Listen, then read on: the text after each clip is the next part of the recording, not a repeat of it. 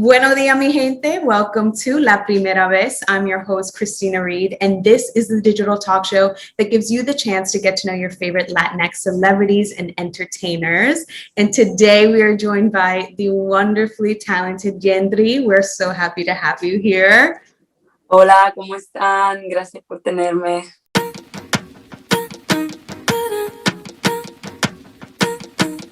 We're so happy to have you here. If you don't know who YENDRY is, I don't know what you're doing. You must be living under a rock, but you know, she's a powerhouse behind hits like Se Acabó, El Diablo, and Nena. And so we're so happy to have you here and to talk about your start, your music, and what's gotten you to this point here. We're gonna kick it off by talking about, you know, what do you remember most about growing up in the DR? And then what do you remember about growing up eventually in Italy? I'm biased, I'm from the DR as well. So to have you here is a true honor, a true honor.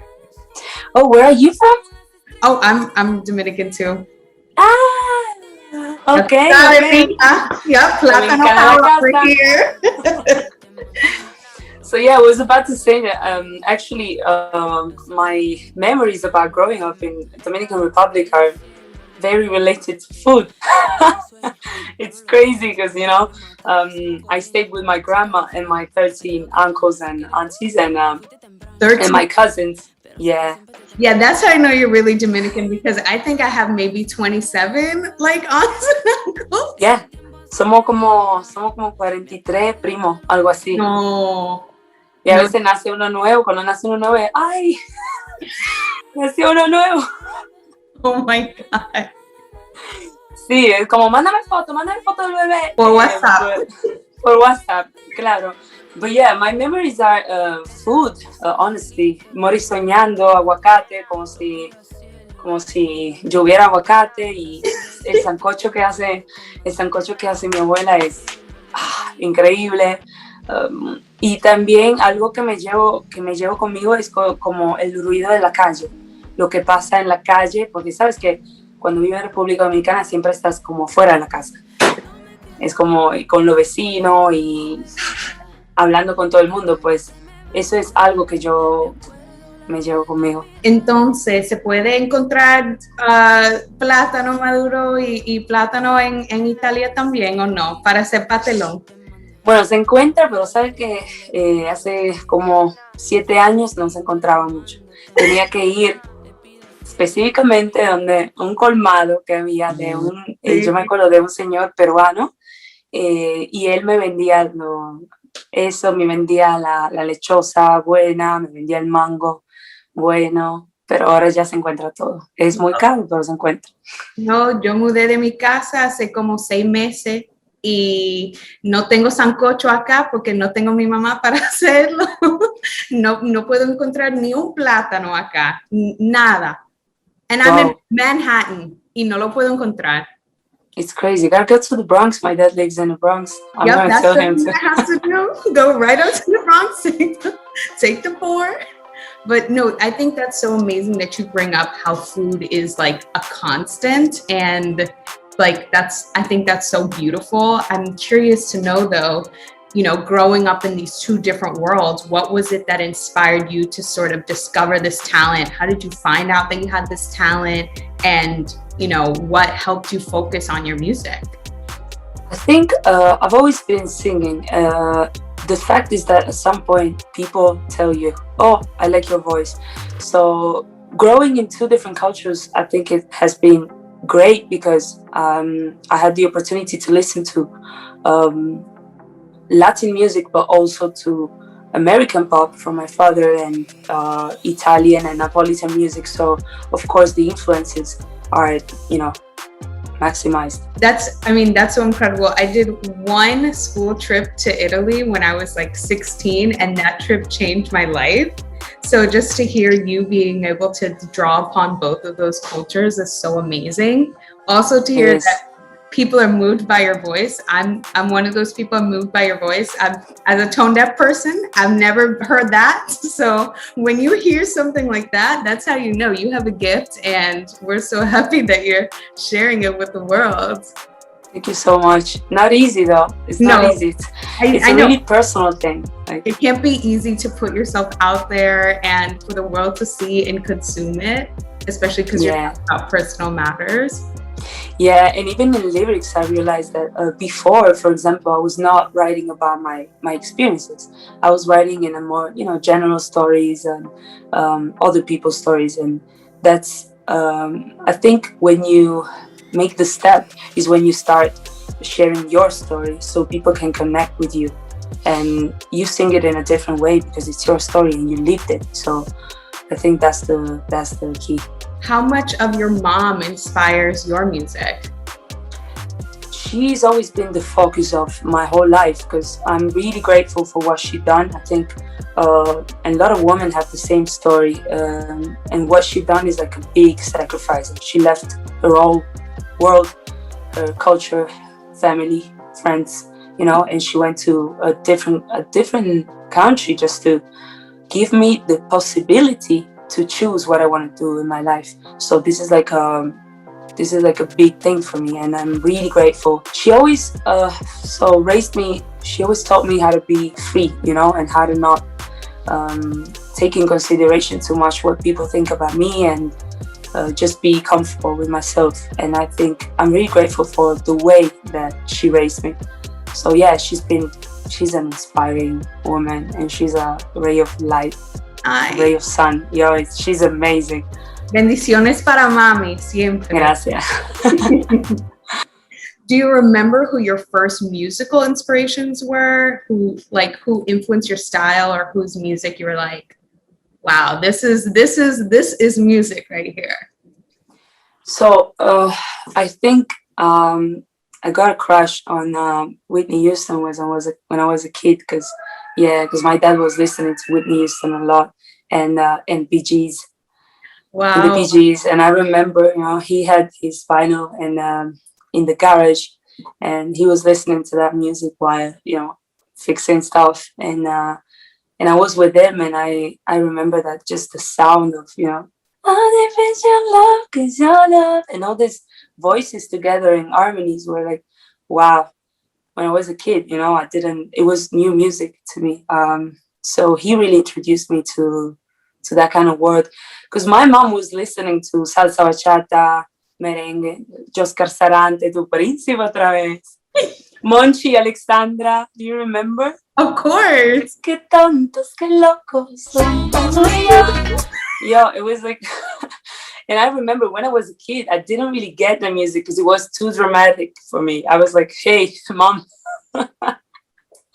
No, that's what's playing at my peluqueria every Sunday when I go in the morning. That's what's playing. I get there at 8 a.m. and that is playing, blasting out of the door. So I get it. So how much of those musical styles are like infused into your work? I think I always try to keep rhythm. The rhythm, I always try to keep it, on the Latin side with percussions and salsa percussions as well.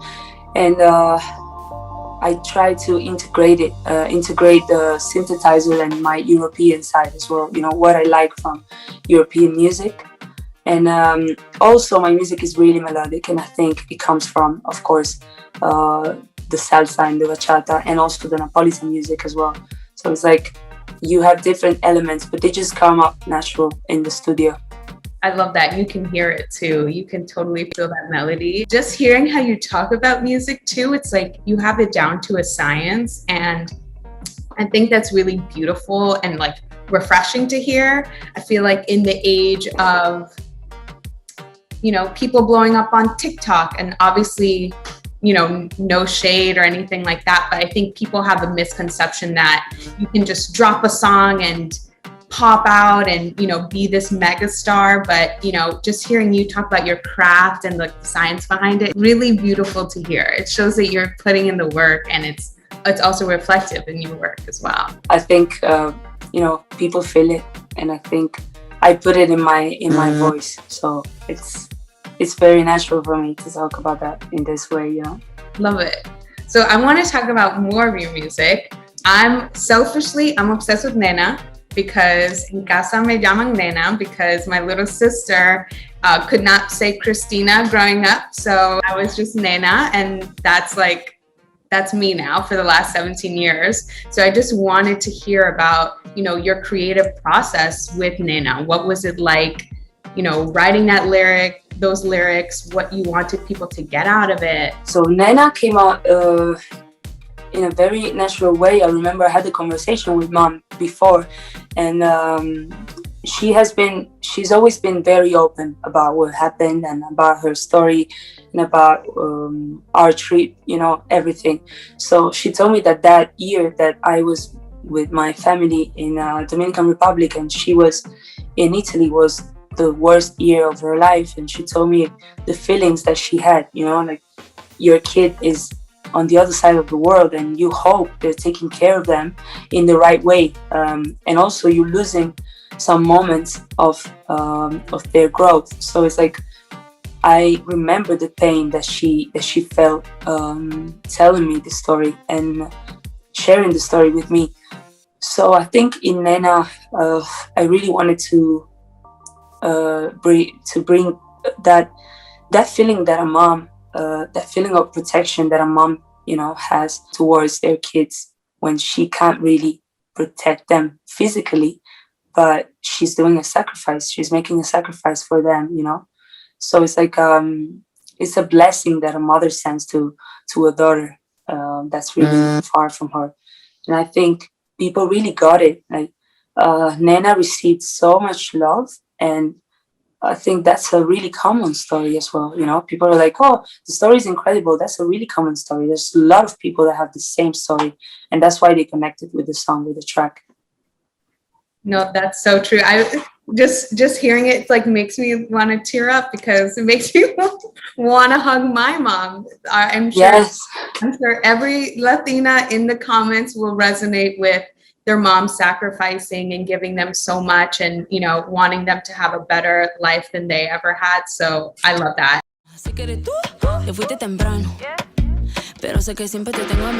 Can you talk about the music video? I think the music video is so powerful. What was your thought process there? I had the vision already because usually when I'm making music, I already have the whole vision of, I have the visuals in my mind, because I feel it, and it's not only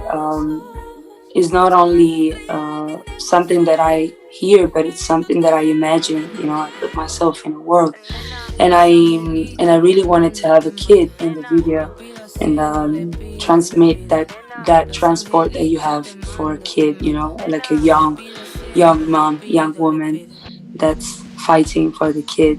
So that's it. And we did it in Miami because I remember that I was like, where should I shoot the video, And we were like, okay, let's go to La Pata, which is like a Dominican neighborhood in Miami. Hey, and we did it there. It was amazing. I think what's so beautiful about your music videos is that they all have such bright colors to them, like super striking, like bright yellows and reds and browns. And I'm always so I feel like that's such another layer to it. It has this obviously your music has the Latin flair, but then always the look of your videos have it too, which I think is just a nice little touch. So if that was your doing, please, you did a good job, girl. Thank you. I always try to keep them, as much natural and raw as I can for now, because I think that's how you really connect to a story. They really need to be about the story and not just visuals. But I also get that at some point, or some songs just don't require, a whole story. Some songs are a vibe, so it's very different. I'm sure I'm gonna have some videos that are gonna be more visuals and others that are gonna be like movies. I really love to tell stories, so let's see what comes. No, let's see. I'm excited. That's probably why people were so drawn to your colors performance, because it was so stripped down and just you and a mic and just the vibe. It was. Yeah, I wanted the focus to be, because I'm a big fan of colors, right, of the platform, and I discovered a lot of artists thanks to them. And I remember that when I had to go there, I thought, okay, outfit, you know. And I was like, you know what? I've always wanted to do colors, and I've always imagined myself in a white suit, and that's it, because the focus needs to be on the voice and on the music. So that's why I was like, and I was even like barefoot because I love being barefoot. I love singing barefoot. That's how I analyze, yeah, the sound. I'm barefoot all the time, like even in studio. Me too, but I'm not that flexible. I can't reach my leg up. I love that, you know.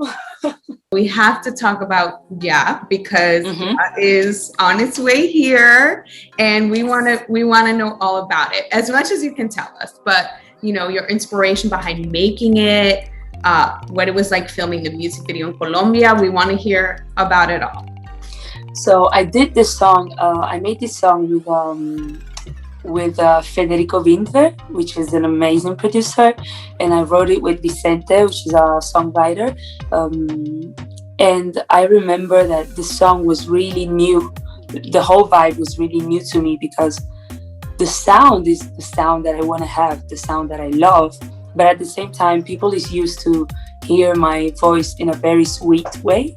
And this song is more about empowerment, you know, it's more about the self-confidence that you have, but sometimes it's hard to, you know, get out. And also it's a little bit like the concept is a little bit about I can do it myself and I don't need to put my responsibilities on someone else because I got this. So we were in Colombia and I was like, you know, I remember Chris was like, this place is amazing. And I was blown away by Medellin and the vibe that place has is like the energy of the people, which is something that I think all Latin American has. And I wanted to shoot, and we shot the video there, and it was really cool. We worked with people from Medellin. The whole team was from Medellin, apart from Kiran, which is the videographer that helps me to put together all my videos. And yeah, and then we went to this Comuna 13. I heard about Comuna 13, which is a neighborhood, and I went there to visit. And I met Topo, which is an artist, and he told me, he's a sculptor, and he told me, oh, you know, I'm organizing workshops for the kids. And I was like, okay, I'm an artist, I want to do a workshop with them, so I'm coming next week. I think it didn't take me seriously, but the week after, on Wednesday at 4 p.m., I was there. I was like, yo. Knocking on the door. Buenos días, estamos aquí. Ya estamos aquí. And I brought my whole team, you know, so we went all together and we filmed the whole thing. And I was like, okay, you gave me so much love. This was an amazing experience. So I want to do something actually to give you back what I got from you. So I did this mini documentary. And even if I don't have a super big platform, you know, I thought that maybe more people could get in touch with what they're doing, because they're giving the kids the opportunity to have new experiences. So they take them to theater, to the cinema, and, you know, they're doing hip hop workshops. And some of the kids are super talented. They write songs, you know, and they're 7 years old and they write songs, and they just need to get confidence with the mic. So I love that, you know, they have someone actually supporting them and guiding them so they can spend more time doing something and less time just being on the street with other kids and just, you know, randomly. So I love the whole experience. I love that. If you had to describe the overall message of you know, leaning into the themes of self-empowerment, what would that like overall message be for you that you want your fans to get out of when they listen to it? It's like all of us are warriors, and all of us, we all have our own battles. And I think sometimes we don't put ourselves in, you know, all those people's point of view, and we judge very, very easily. And I think that all of us are struggling for something, you know, maybe in the family, in the job, or with ourselves, or with mental health. So it's like, I think it's a positive message. It's like, you can do this, you know. I love that. It's like you can do this, and also like you being able to get what you need to get done. Sometimes it means like sticking up for yourself, you know, saying no to the people who are trying to drain you of your energy, especially Exactly. as women. We really bend and try to, you know, do favors for so many people and, you know, try to make everything happen because we always want to save the day, but sometimes we need to save our own days and be our own heroes. And yeah, is going to be our anthem for the summer. So I'm so excited. Yes. Well, I hope people like it. It's a really dark vibe and really really like as I told you, warriors. You know, so it's like I hope people like it. I'm really attached to the song. So you know, they're all my babies. You know, it's like sharing it with and then you get used to them because you've been working on them for a long time, and sometimes I get used to my songs and I can't predict what's going to be the reaction, from the outside. So it's like, I'm always like, right, you want to protect your babies. You don't want anybody talking bad about them. You don't want anybody hating them, but I don't see that happening because you are obviously so talented. And I will also protect your babies and defend you in the comments and make sure everybody knows. Que no empieza. Thank you so much. We're not messing around over here. But as we look ahead to your future projects, what do you see as like an ultimate goal or some of your goals that you want to hit, whether it be with your fans or with your music? So I want to put together an album because I think that gives me more freedom to experiment and to actually think outside of the box with my music. And I hope to have concerts because I feel like I'm a new artist and people they didn't see me on stage and they didn't get the opportunity to connect with me physically, it's been super weird for me because you work a lot for this project and then you don't really get in touch with people. You don't see them physically in person. It happened to me though here in Mexico. It happened in New York, in Dominican Republic, that people recognized me and I was like, hey YENDRY, and I'm like, hey, do we know each other? I don't remember. And it's like, no, I listen to your music. I'm like, whoa. Wow. Because being in a pandemic, you're always inside, so you don't really touch the result of your work.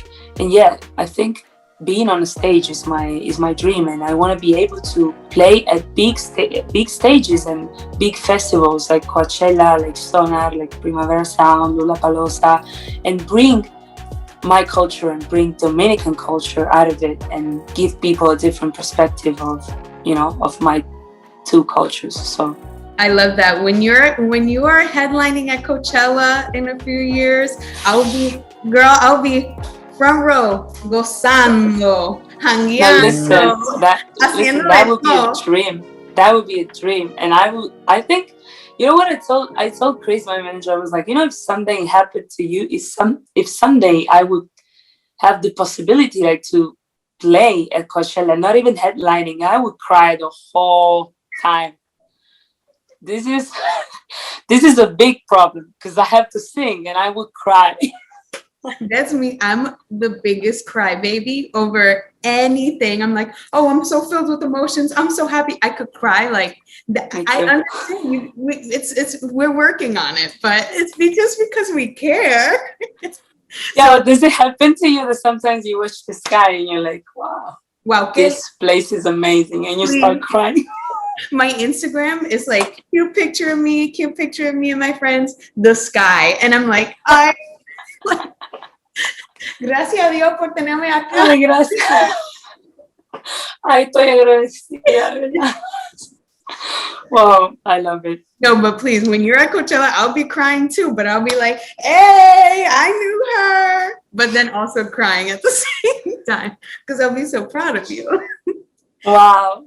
Who would your dream collab be? I would love to collaborate with Frank Ocean because I feel like I really connected, with his music long time ago when he still didn't release Channel Orange. He still was like, he had songs on YouTube, there's still songs Yes. that some people don't know, and I'm like Sucker for Love, and There Will Be Tears, and all those kind of music. So I would love to work with him. And Kendrick Lamar is another artist that I really appreciate a lot.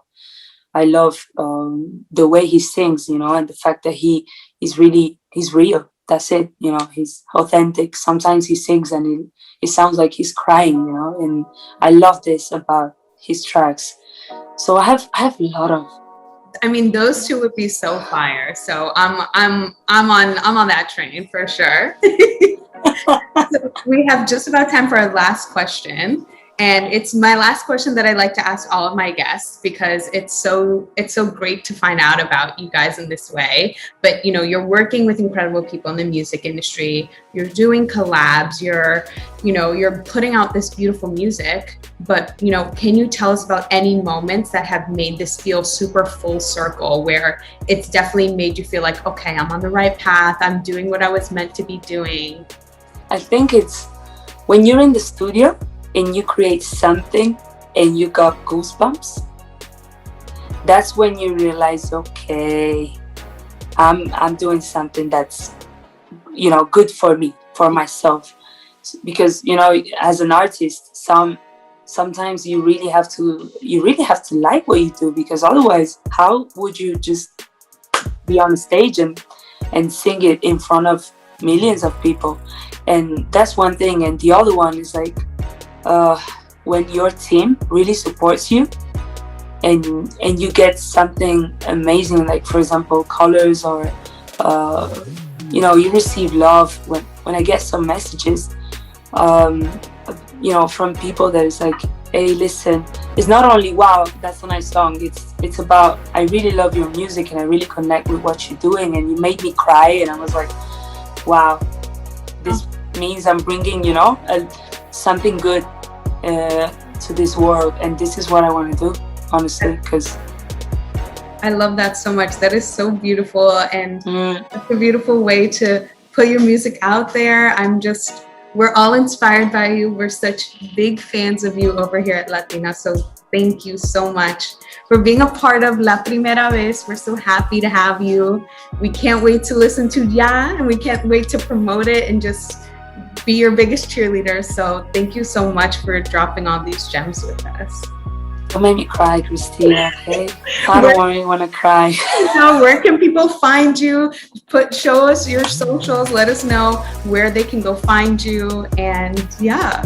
So on the 28th, Yeah is going to be out. You can find it everywhere. These are YouTube Music, Spotify, everywhere, all the platforms, and Apple. And also, you can follow me on Instagram and Facebook and Twitter. I'm everywhere, guys. I'm gonna be your nightmare. I'm joking, but I'm everywhere, honestly. I try to be accessible, Love it. Bueno, la Mazatana, YENDRY, gracias por estar aquí con nosotros. Te Gracias por tenerme. De lado y buena suerte. Te queremos mucho.